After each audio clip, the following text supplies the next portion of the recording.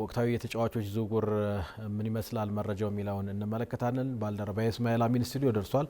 ከሱ ጋር ቆይታ እናደርጋለን። እስማኤል እንኳን ደህና መጣ። እንኳን ደህና ቆይ። እንደገና ጥሩ። ያው ዝውውሩ ሊጠናቀቅ ቀናት ነው የቀሩትና በዚህ መጨረሻ ሰዓታት ቀናት በኩል እንግዲህ በርከት ያሉ ዝውውሮች ይጠበቃሉ። አንደኛው ሊቨርፑል ነው።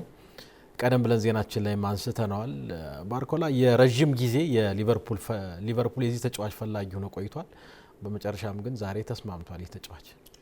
አው ከልጁ ጋር በግል የተስማማ ሆኗል። ከዚህ ቀደም ግን ደግሞ ከቡድኑ ጋር ወይም ደግሞ ከፔዤ ጋር ነበር መስማማት ያቃተው። የፔዤ የዋጋ ጥያቄ 145 ሚሊዮን ፓውንድ ነበር ከዚህ በፊት። ሊቨርፑል ግን ከ100 ሚሊዮን ፓውንድ በላይ አልከፍልም የሚል ንግግር ውስጥ ነበሩ። አሁን ግን ፔዤ ዋጋውን አውርደው እንግዲህ ወደ 120 ሚሊዮን ፓውንድ በሚጠጋ ገንዘብ እንግዲህ ሁለቱ ቡድኖች ተስማምቷል። ባርኮላ ቀጣዩ የሊቨርፑል ተጫዋች ለመሆን ተስማምቶ በቀጣይ ቀናት ፊርማውን ያኖራል ተብሎ ይጠበቃል። ሊቨርፑል የክንፍ ተጫዋቾች ክፍተት እንዳሉበት በደንብ ተመልክተናል። ስኳድ ዴብዝም የጨዋታው ዕለት በደንብ ያየነው ነበረ። በተለይ አሁን ባርኮላን ካስፈረመ በኋላ እነ ሚንቴን የመሳሰሉ አሁን ደግሞ በቅርቡ የተሰማውን የሳርን ዝውውርም ጥያቄ አቅርቦ ውድቅ ተደርጎበታል በፓላስ። እነዚህ አይነት የክንፍ ዝውውሮችን ለማስፈረም እንግዲህ ንግግር ውስጥ ነው ያለው።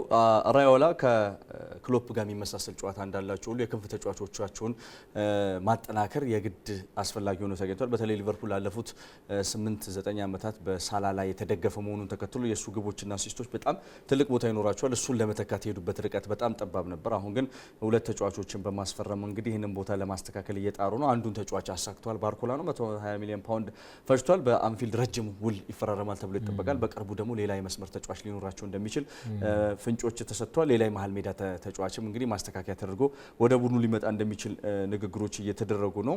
ባርኮላ ግን በዛሬው ቀን ላይ የተሰማው ፊርማ ነው። ሊቨርፑል በ120 ሚሊዮን ፓውንድ ይህን ተጫዋች ለማምጣት ተስማምቷል። በቀጣይ እንግዲህ የግራና የቀኝ መስመሩ ላይ መፍትሄ የሚያበጅ ተጫዋች መድረሱን ነው እየተነገረ የሚገኘው። በእንግሊዝ ሊግ ላይ እንግዲህ ምን ያህል ይለምዳል ወይም ቶሎ ወደ ፍጥነት ወደ ሲስተም ይመጣል የሚለው ደግሞ ሌላ ጥያቄ ይሆናል ማለት ነው። ገና 23 ዓመቱ ላይ ነው። ሊቨርፑል ለረጅም ጊዜ ከሚፈልጋቸው ተጫዋቾች መካከል አንደኛው ነው ባርኮላ። አርሰናልም ቀደም ብሎ ይህን ተጫዋች ይፈልገው ነበረ። ነገር ግን ዋጋው የሚቀመስ ስላልሆነ ሊቨርፑል እዛ ቦታ ላይ በትክክለኛ ቦታ ላይ ክፍተትም ስላለበት ዋጋውን ለመድፈር ሞክሯል። በመጨረሻም እንግዲህ ተስማምቷል። ሌላኛው ተጫዋች ኒኮላስ ጃክሰን ነው። በቼልሲ ቤት የማይፈለገው ተጫዋች አንደኛው ነው። የአምና ባለፈው ዓመት በሙኒክ ነው የቆየው በውሰት። አሁን ደግሞ ወደ ቪላ ሊያቀና መሆኑ ተነግሯል። አዎ ይህ ተጫዋች እንግዲህ ወደ ቪላ መሄዱ ተረጋግጧል ማለት ይቀላል። 65 ሚሊዮን ፓውንድ ነው እንግዲህ ለዚህ ተጫዋች የሚከፍሉት። 47.5 ሚሊዮን ፓውንድ ቀድሞ የሚከፈል ክፍያ፣ 17 ሚሊዮን ፓውንድ ደግሞ ኋላ ላይ የሚከፈል ክፍያ ሆኖ እንግዲህ ወደ አስቶን ቪላ ያቀናበት ሁኔታ ተረጋግጧል። በተለይ ዋትኪንስ ወደ አልሂላል መሄዱን ካረጋገጡ ወይም ደግሞ ቪላዎች ከለቀቁት በኋላ ኡናይ ኤምሬ ምርጫቸው የሆነው ይሄ ሁለገባውን አጥቂ በተለይ በቪያሪያል ቤት 10 ቁጥር ቦታ ሆኖ ሲጫወት ምርጡን ኒኮላስ ጃክሰን አብረው ሰርተዋል። ቪያሪያል በጣም ምርጡ ተጫዋች ነው። ባይ ዘ ዌይ ቪያሪያል የነበረው ኒኮላስ ጃክሰን በጣም ወርልድ ክላስ ነበር ማለት ይቻላል። በተለይ 10 ቁጥር ሆኖ በተለይ 9 ቁጥር በ10 ቁጥርም ሆኖ ሲጫወት በጣም ምርጡ ተጫዋች ነበር። ለዚህ ተጫዋች ይሄን ያህል ገንዘብ መድፈራቸው እንግዲህ እንዴት አድርጎ መጠቀም እንደሚችሉ ስለሚያውቁ ነውና የተጫዋች እንግዲህ የለቀቁትን የአጥቂ መስመር ተጫዋቾችን የሚያካክስ ሆኖ በሳቸው የጨዋታ ሲስተም ይስተካል ተብሎ የሚጠበቅ ተጫዋች ነው። በቼልሲ ቤት ግን ከወጡት ተጫዋቾች አንዱ ሆኗል። በተለይ የባከነው የቼልሲ ቤት ጊዜውን እንግዲህ የምናስታውስ ነው። ብዙ ኳሶችን የሚያባክን ተጫዋች ቢሆንም ግን ደግሞ ለግራና ለቀኝ ለዘመናዊ እግር ኳስ በትክክል የሚሆን አጥቂ መሆኑን ይታወቃል። አሰልጣኞች በተቀያየሩ ቁጥር ግን የሱን ቦታ እዛ ቦታ ላይ ማስረገጥ ግን የቻሉ አሰልጣኞች አልነበሩም። ስለዚህ ወደ ወሳኙ ወይ ደግሞ የሱን ጨዋታ የሚያውቁ አሰልጣኝ ጋር አምርቷል። 65 ሚሊዮን ፓውንድ እንግዲህ ከፍ ያለ ገንዘብ ቢሆንም እንግዲህ አስቶን ቪላ ለመድፈር ፈልጓል። በቻምፒየንስ ሊግ መሳተፉን ተከትሎ ሁነኛ አጥቂ ያስፈልገው ነበር። ይህንን ተጫዋች በእጃቸው አስገብቷል። በቀጣይ በቻምፒየንስ ሊግ ሲሳተፍ የኒኮላስ ጃክሰንን ግልጋሎት የሚያገኝ ይሆናል። 65 ሚሊዮን ፓውንድ አጠቃላይ ክፍያ ይሆናል ለዚህ ተጫዋች የከፈለው አስቶን ቪላ ማለት ነው። ሌላኛው አጥቂ ከዛው ከቼልሲ ቤት እንቆይና ሊያም ዴላፕ ነበረ። ይህ እንግሊዛዊ አጥቂ ብዙ ተስፋ ተጥሎበት ነበረ ቼልሲን የተቀላቀለው። ነገር ግን እንደተጠበቀው አልሆነምና ከቼልሲ አሁን ወጥቶ ፎረስትን ተቀላቅሏል እየተባለ ነው።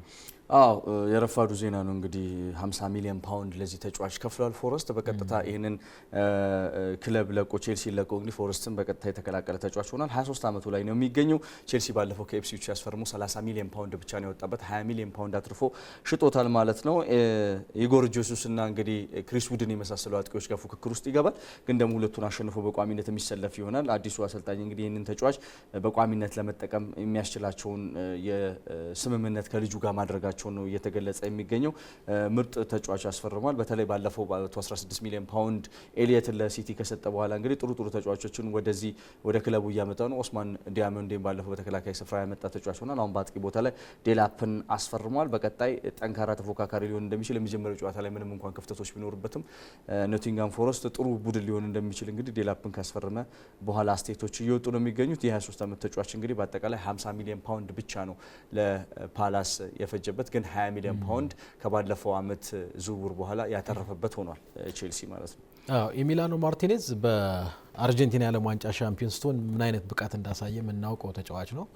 በአስቶን ቪላ ቤትም ያለው ምርጥ ብቃት ይታወቃልና አሁን ቼልሲ ሮቤርት ሳንቼዝ ላይ ምንም አይነት እምነት እንደሌለው ማሳያ ሆኗል። ጃቢ አሎንሶ የሮቤርት ሳንቼዝ ምትክ አድርጎ ኤሚሊያኖ ማርቲኔዝ ወደ ቼልሲ ሊያቀና መሆኑ ተነግሯል። የምዕራብ ለንደን ደርቢ በነበረበት የፉልሃም ጨዋታ ላይ በጣም ምርጡን እንቅስቃሴ ባየንበት የሳምንቱ ምርጡ የፕሪሚየር ሊግ ጨዋታ ማለት ይቻላል። በዛ ጨዋታ ላይ እንግዲህ የዲቡ ማርቲኔዝ እንቅስቃሴ የሳንቼዝ እንቅስቃሴ ዋጋ አስከፍሏቸዋል። ቼልሲዎች ሁለቱ ግቦች የተቆጠሩበት በጣም አስደንጋጭ ነበር ማለት ይቻላል። ያው ያዳናቸው ኳሶች እንዳሉ ሆኖም ግን በጣም መግባት የማይገባቸው ግቦች ተቆጥሮበታል። ስለዚህ ቼልሲ ቶሎ ውሳኔዎችን መስጠት አለበት። በተለይ በተከላካይና በግብ ጠባቂ ቦታ ላይ ማስፈረም የሚገባውን ተጫዋች አሁን በቀረው የዝውውር ጊዜ የግድ ማስፈረም እንዳለበት ተሰምቶታል። ዲቡ ማርቲኔዝ እንግዲህ ከቼልሲ ጋር በንግግር ደረጃ ተስማምቷል። አሁን ከአስቶን ቪላ ጋር መስማማት ብቻ ነው የሚቀረው። ስለዚህ ቼልሲ ይህንን ተጫዋች የማስፈረሙ ነገር የማይቀር ይመስላል።